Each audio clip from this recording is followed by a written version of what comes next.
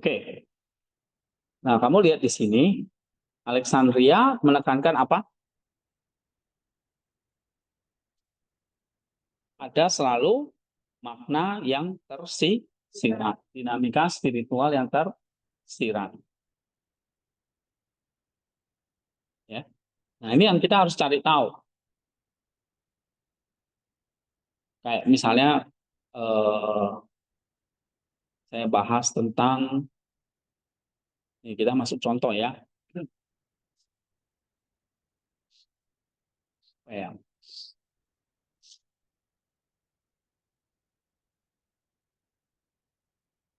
Inilah ya, Amsal 8 ayat 11. Kita lihat contoh. Ada yang sudah bacakan ini kan? Ini saya posting kemarin tanggal 17. Nah, harusnya sudah dibaca nih. Ya. Oke, kita survei structure-nya kita ambil aja terjemahan yang ada dari LAI misalnya. Hikmat itu lebih baik daripada permata delima. Oh, ini saya terjemahkan sendiri ya. Hikmat itu lebih baik daripada permata delima, dari segala sesuatu yang diinginkan tidak dapat dibandingkan dengannya. Kita seolah-olah di sini kita murid-murid dari Clement, murid-murid dari Kiril ya. Saya Kirilnya, kalian murid-muridnya gitu ya. Kita ada di sekolah Alexandria. Kalian sedang duduk di sini. Ya, kalau ada AI bagus ya. Kita bikin, coba cari di AI itu gimana video sekolah Alexandria. Oke. Nah, misalnya kalian lagi duduk di kelasnya Kiril, baca Amsal 8 ayat 11. Apa yang akan kalian bayangkan? Amsal 8 ayat 11 itu. Kalau Origen atau Kiril, dia akan ngajak kalian, oh lihat teks dulu.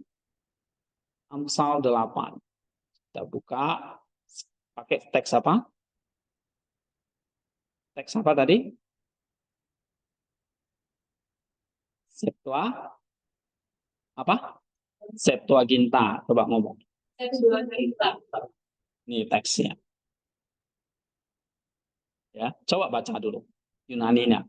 Reson,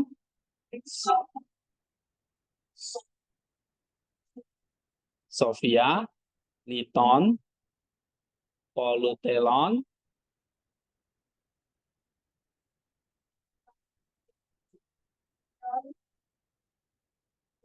Action, Autes, ST. Ini beneran nih, Yunani saya, Yunaninya kan dikurangi deh nilainya. Jadi C semua. Baca aja udah ngerti. Ayo lagi.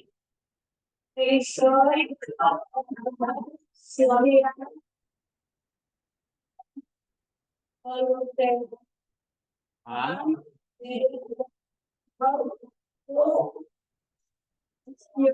Autes. Iya. Nah, misalnya kalau kamu murid Origen ini atau murid dari sekolah Alexandria, pertama dia akan ngajak kalian apa? Hah? Inspirasi total seluruh kitab suci, cari makna tersembunyinya, cari pedagogisnya, kristosentrisnya, dan spiritualnya. Inspirasi total. Inspirasi itu berarti dari Roh Kudusnya. Oh, teksnya berarti. Teksnya itu berarti apa? Ya itu tadi yang kalian baca. Yunaninya. Ya, Origen itu selalu lihat tadi dia dikatakan apa? Literal dulu, historisnya dulu. Origen selalu memulai dengan studi filologi bahkan. Ya. Atau kita sederhanakan aja ini. Kamu cari sintaksisnya, terjemahkan dan sebagainya. Misalnya ini saya sudah terjemahin ya.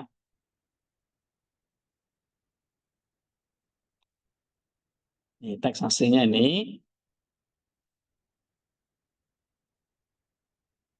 Reson gar Sofia liton polutelon andetinion u action autos estin.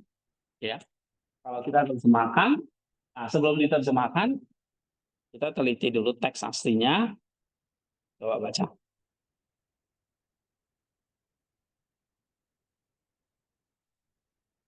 Nih, kita masuk ke dimensi atau lapisan sarkik ya.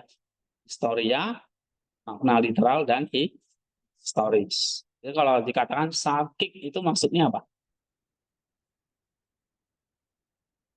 Hah? Literalnya, historia, historisnya itu dua hal yang beda ya. Saya gabungkan jadi satu lapisan. Kalau Origen itu selalu bilang itu kulitnya atau tubuh. Namanya apa? Tubuh kitab suci adalah makna literal atau historis. Jiwa adalah moralnya. Ini lapisan ketiganya. Roh itu lapisan dua. Ya, ini ada keempat. Kalau Alexandria itu sampai tiga doang. Hmm, sampai empat. Ya. Nah, sekarang kita mau lihat apa ini? Salkik atau tubuh. Nah, tubuhnya misalnya contohnya ini.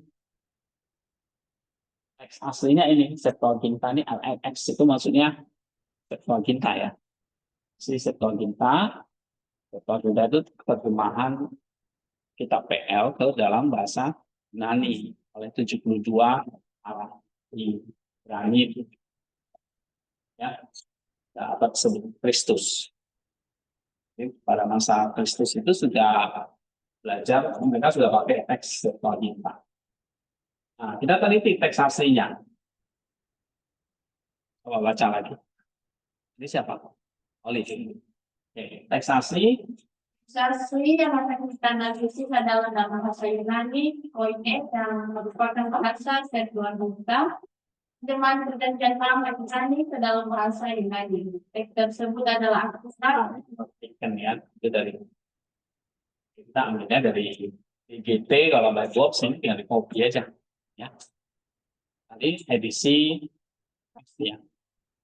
edisi mana itu? IGT ini berarti edisi Alfred Ruff. Ini LX Septuaginta ya. Oke, nah itu ada juga dalam buku Icon. Sekarang teks hasilnya udah akurat, kita masuk ke analisis sintaksisnya, ini gramatikalnya. Coba baca lagi Yunaninya.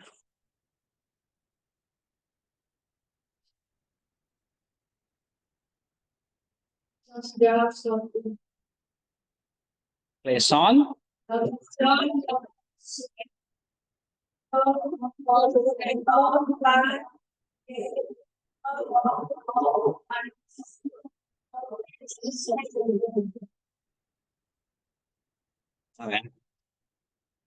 Ingat kan?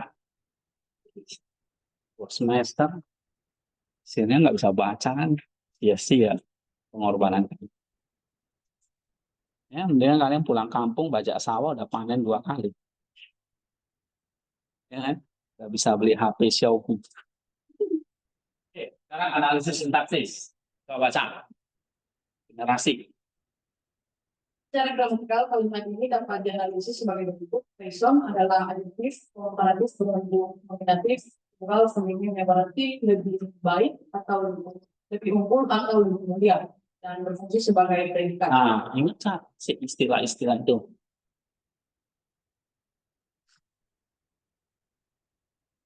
Ayo, coba lihat di sini.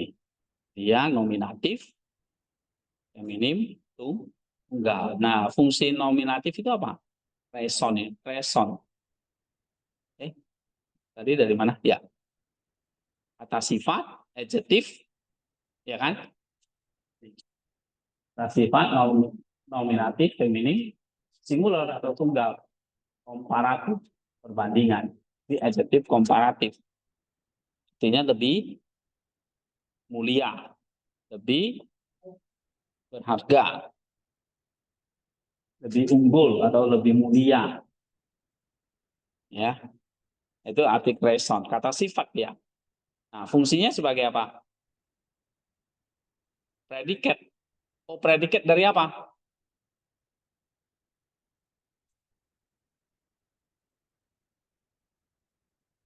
Kalau Inggrisnya kan nih, better. atau lebih berharga. Ini komparasi. Predikat. Predikat dari apa? Hikmat.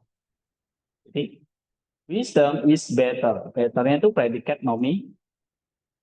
Masih ingat kan predikat nominatif? Predikat nominatif dari wisdom. Oke? Maka di situ ditulis predikat. Terus konjungsi. Kausal yang konjungsi kausal gar untuk jelaskan alasan. Alasan. Nih. Sebab atau karena. Nah, di sini kan. Karena wisdom, hikmat lebih berharga daripada permata, apapun yang orang tidak dapat menyamainya kan gitu ya. Ini kok LAI. Tapi kita lihat Septuagintanya nih. Kita nggak mendasarkan LAI ya. Saya nggak mau ya. Harus kalian nanti terjemahkan sendiri. Okay. Wisdom is better than jewels. Kalau di sini sebab itu ada garnya ya. Lalu Yang pertama kalimat ini adalah kan Sofia yang berarti kebijaksanaan atau hikmat. Nah, subjeknya apa? Hikmat. Reson gar Sofia, hikmat karena hikmat adalah lebih mulia atau lebih berharga.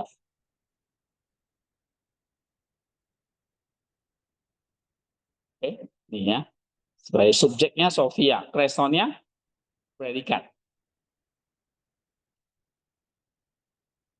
Ini lihat, ini udah mulai lebih sulit.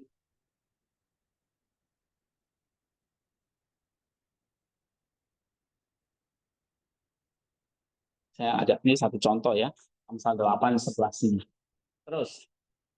Masih yaitu jamak muslim, polis yang terdiri dari Liton, politelon. Ini kan tidak ada. Yang dari liton, genitif jamak dari litos yang berarti batu. Dan polisteleon genitif jamak dari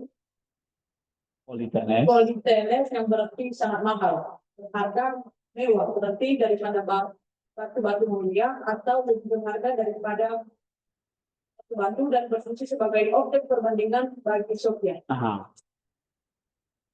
Liton ini fungsinya apa? Objek. Iya. Maka ditulis nanti diterjemahkannya jadi kayak gini. Hikmat baik daripada batu-batu dia. Atau lebih mulia, lebih berharga, sama lah ya. Daripada batu-batu dia. Oke. Jadi di sini saya resonnya terjemahannya lebih baik. Lebih berharga. Better. Ya, lebih baik. Nah, begitu. Itu namanya kamu sedang mengerjakan apa? Iya. Atau analisis sintaksis. Kalau perjanjian baru masih mending. Kalian ditolong dengan diagram ya. Kalau di perjanjian lama nggak ada. Ya. Perjanjian lama, perjanjian baru ada. Oke, tentu nanti kita bahas lah ya contoh perjanjian baru. Satu-satu dulu. Nah. Terus apa lagi? Adjektif nominatif tunggal netral atau pan yang berarti segala, setiap atau seluruh. Memodifikasi imion. Ya, fungsi adversatif atau kontrastif atau D yang berarti tetapi dan atau namun, bukan kontras atau kelanjutan. Iya, ada kontrasnya ya, the itu. Nah ini tadi. Tetapi, nah ini ada ya. Pan, the, ya kan? Pan itu segala hal, the itu tetapi. Oke. Jadi kalau LAI nggak ada ya. Kalau New King James, RSV ada nih, dia pakainya and, dan. Ini memang lebih tepat, tetapi ya, kontras. Dari kata apa? Itu tadi. Ini kontras ya. Kalau pan itu seluruh, segala hal. Tentu nanti menjelaskan timion. Timion itu apa? Di sini. Pan timion. Timion itu kata sifat. Hal-hal yang berharga atau mulia. Nih, atau hal yang berharga.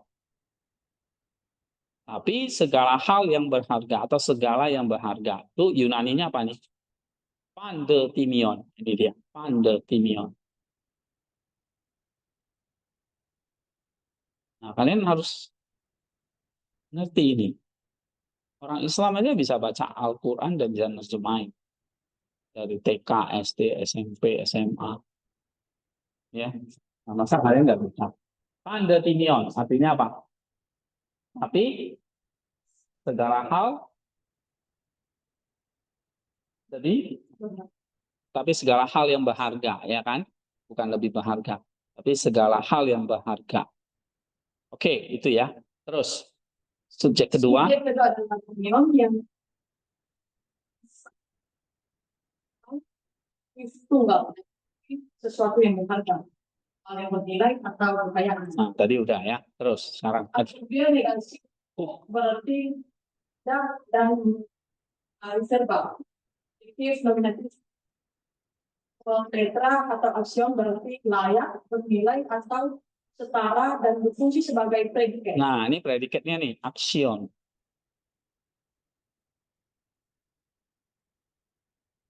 Oke. Aksion itu apa? Predikat. Predikat dari timion. Jadi, kalau diterjemahkan jadi segala hal yang berharga adalah tidak layak. Nah, jadinya.